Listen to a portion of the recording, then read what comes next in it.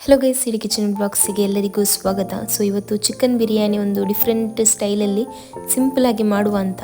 So ಅದಕ್ಕೆ ಇಲ್ಲಿ chicken ತಗೊಂಡಿದ್ದೇನೆ, ಒಂದು ತೊಳೆದೆಲ್ಲ ಆಗಿದೆ. ಸೊ ಅದಕ್ಕೆ ಈಗ ಸ್ವಲ್ಪ ಅರಶಿಣವನ್ನು ಹಾಕ್ತಿದ್ದೇನೆ, ಅಂದರೆ ಸ್ವಲ್ಪ ಮ್ಯಾರಿನೇಟ್ ಮಾಡಿ ಇಡ್ಲಿಕ್ಕೋಸ್ಕರ. ಹಾಗೆಯೇ ಸ್ವಲ್ಪ ಉಪ್ಪು ಎಷ್ಟು ನಿಮಗೆ ರುಚಿಗೆ ಬೇಕು ಅಷ್ಟು ಹಾಕ್ಕೊಳ್ಳಿ.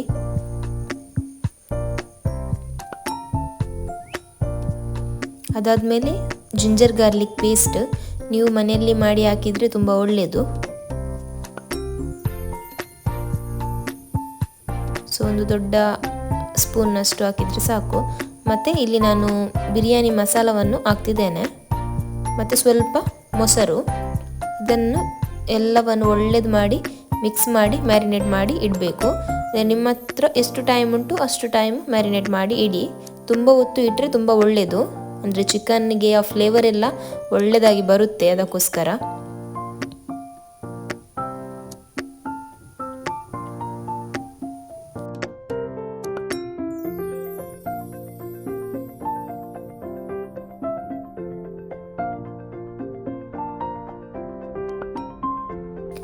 ಇನ್ನು ನಾನಿಲ್ಲಿ ಗ್ರೈಂಡ್ ಮಾಡಲಿಕ್ಕೋಸ್ಕರ ಪುದೀನ, ಕೊತ್ತಂಬರಿ ಮತ್ತು ಹಸಿಮೆಣಸಿನ್ಕಾಯಿ ಹಾಗೆಯೇ ಟೊಮ್ಯಾಟೊ ತಗೊಂಡಿದ್ದೇನೆ.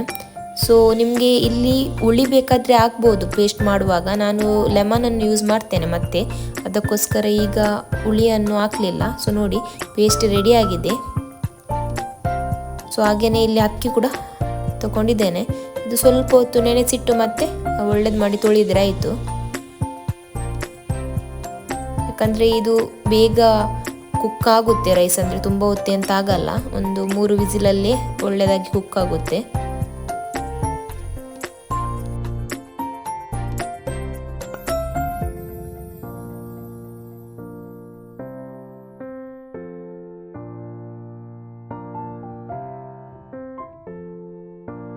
ಸೊ ಫಸ್ಟಿಗೆ ಇಲ್ಲಿ ನಾನು ಎಣ್ಣೆಯನ್ನು ಹಾಕ್ತಿದ್ದೇನೆ. ನೀವು ತುಪ್ಪ ಬಳಸಿದರೆ ತುಂಬ ಒಳ್ಳೆಯದು, ಬಟ್ ನಮ್ಮ ಹತ್ರ ತಂದಿದ್ದು ತುಪ್ಪ ಇರಲಿಲ್ಲ, ಅದಕ್ಕೋಸ್ಕರ ನಾನು ಇಲ್ಲಿ ಎಣ್ಣೆಯನ್ನು ಹಾಕ್ತಿದ್ದೇನೆ, ಕೊಕೊನಟ್ ಆಯಿಲನ್ನು. ಸೊ ಎಣ್ಣೆ ಸ್ವಲ್ಪ ಇಲ್ಲಿ ಜಾಸ್ತಿ ಹಾಕ್ತಿದ್ದೇನೆ.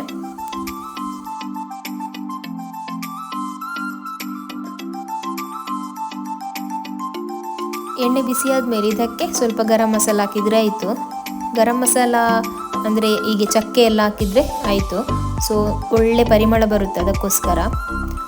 ಎಂತಂದರೆ ಈಗ ಅಂದರೆ ಇದಕ್ಕೆ ಜಿಂಜರ್ ಗಾರ್ಲಿಕ್ ಪೇಸ್ಟ್ ಎಲ್ಲ ಹಾಕಬೇಕಂತ ಇಲ್ಲ, ಯಾಕಂದರೆ ನಾವು ಆಲ್ರೆಡಿ ಮ್ಯಾರಿನೇಷನಿಗೆ ಹಾಕಿದ್ದೇವೆ, ಅದಕ್ಕೋಸ್ಕರ. ಈಗ ಎಂತಂದರೆ ಅವತ್ತು ನಾವು ಎಣ್ಣೆಯಲ್ಲಿ ಆನಿಯನ್ ಫ್ರೈ ಮಾಡ್ತಿದ್ವಿ, ಇವತ್ತು ಫಸ್ಟಿಗೆ ಚಿಕನ್ ಹಾಕ್ತೇನೆ ನಾನಿಲ್ಲಿ ಮ್ಯಾರಿನೇಟ್ ಮಾಡಿದ್ದು. ಸೊ ಮತ್ತೆ ಈರುಳ್ಳಿಯನ್ನು ಹಾಕ್ತಿದ್ದೇನೆ.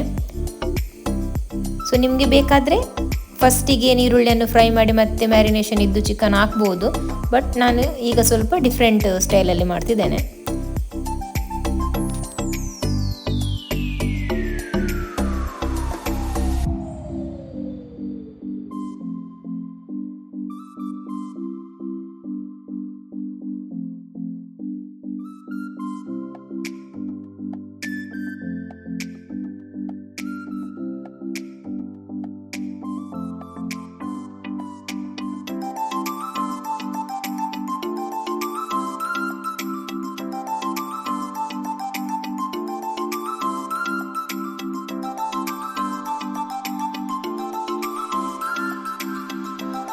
ಸೊ ಇಲ್ಲಿ ಅರ್ಧದಷ್ಟು ಲಿಂಬೆ ಹಣ್ಣಿನ ರಸ ಕೂಡ ಹಾಕ್ತೇನೆ.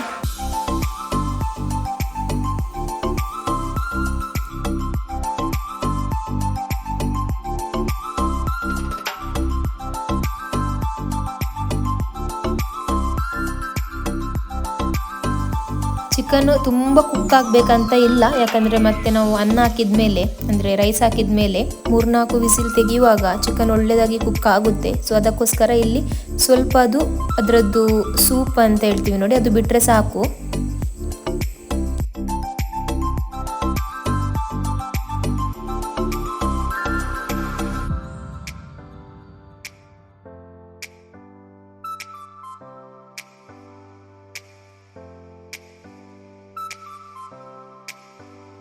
ಸೊ ಸ್ವಲ್ಪ ಹೊತ್ತು ಮುಚ್ಚಿಟ್ಟಿದ್ದೆ. ಸೊ ಈಗ ನೋಡುವ, ನೋಡಿ ಇಷ್ಟು ಬೆಂದರೆ ಅದು ಸಾಕು, ನೀರೆಲ್ಲ ಬಿಟ್ಟಿದೆ.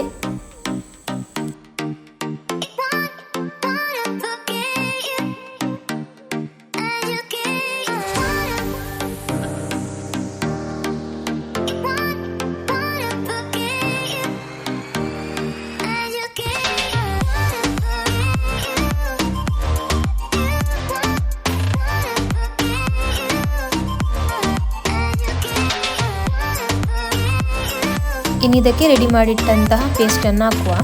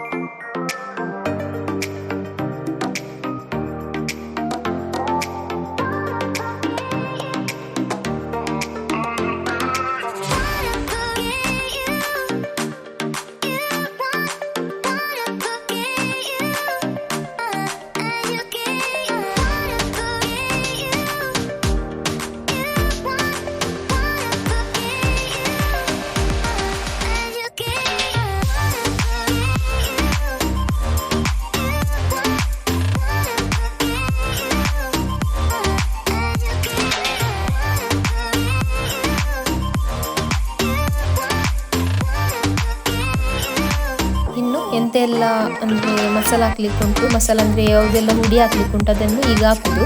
ಸೊ ಇಲ್ಲಿ ನಾನು ಸ್ವಲ್ಪ ಜೀರಾ ಪೌಡರ್ ಹಾಕ್ತಿದ್ದೇನೆ, ಹಾಗೆಯೇ ಸ್ವಲ್ಪ ಕೊತ್ತಂಬರಿ ಪುಡಿ, ಎಲ್ಲವನ್ನು ಸ್ವಲ್ಪ ಸ್ವಲ್ಪ ಹಾಕಿದರೆ ಆಯಿತು. ಮತ್ತು ಹಾಗೆಯೇ ಪೆಪ್ಪರ್ ಪುಡಿ,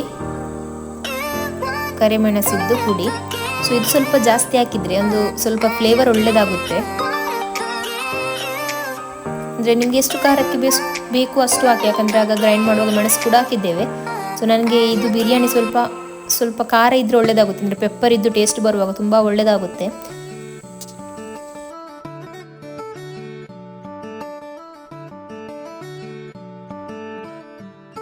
ರುಚಿಗೆ ಎಷ್ಟು ಬೇಕಷ್ಟು ಉಪ್ಪು ಕೂಡ ಸೇರಿಸಿ.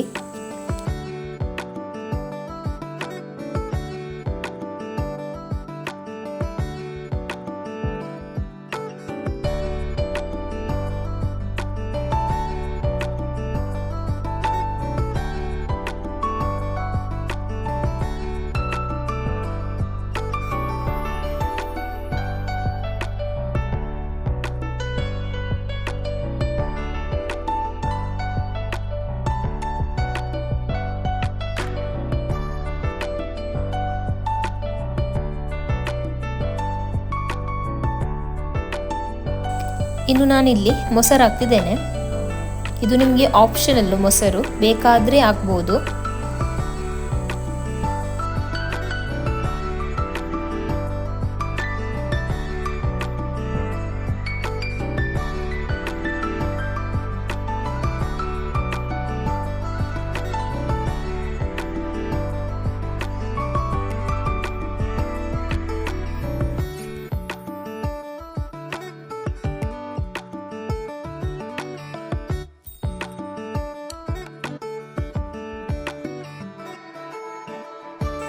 ಸೊ ಈಗ ಒಳ್ಳೆಯದಾಗಿ ಕುದಿತುಂಟು. ಇನ್ನು ಇದಕ್ಕೆ ರೈಸ್ ಹಾಕುವ.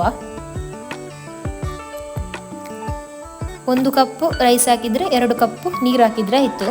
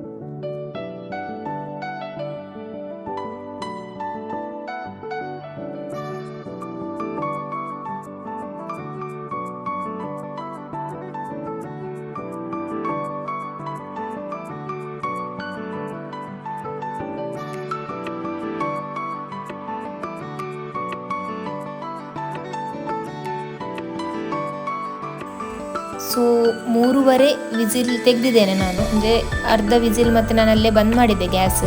ಸೊ ನೋಡ್ಬೋದು ಪರ್ಫೆಕ್ಟಾಗಿ ಬೆಂದಿದೆ.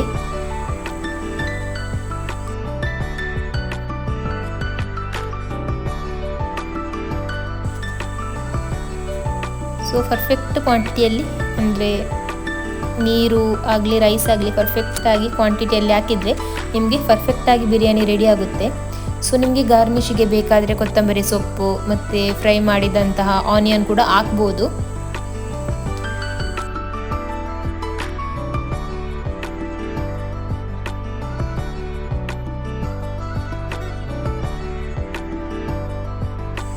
ಇದು ಮಾತ್ರ ನಿಮಗೆ ಈಗೇ ತಿನ್ನಲಿಕ್ಕೆ ತುಂಬ ಒಳ್ಳೆಯದಾಗುತ್ತೆ. ಇದಕ್ಕೆ ಎಂಥ ಮಸಾಲ ಎಂಥ ಬೇಡ, ಗ್ರೇವಿ ಎಲ್ಲ. ಸೊ ಇದರಲ್ಲಿ ಆಲ್ರೆಡಿ ನಿಮಗೆ ಎಲ್ಲ ಗ್ರೇವಿಯದ್ದು ಟೇಸ್ಟ್ ಇರುತ್ತೆ. ಫ್ಲೇವರ್ಫುಲ್ ಉಂಟು ಇದು ಬಿರಿಯಾನಿ ಮಾತ್ರ. ಇದಕ್ಕೆ ನಿಮಗೆ ಸೈಡಲ್ಲಿ ಏನು ಬೇಕಂತಿಲ್ಲ. ಸೂಪರ್ ಆಗಿದೆ. ಸೊ ನೀವು ಕೂಡ ಟ್ರೈ ಮಾಡಿ. ಸೊ ವಿಡಿಯೋ ಇಷ್ಟ ಆದರೆ ಲೈಕ್, ಶೇರ್ ಆ್ಯಂಡ್ ಸಬ್ಸ್ಕ್ರೈಬ್ ಮಾಡಿ. Until then take care, bye bye, see you in the next video.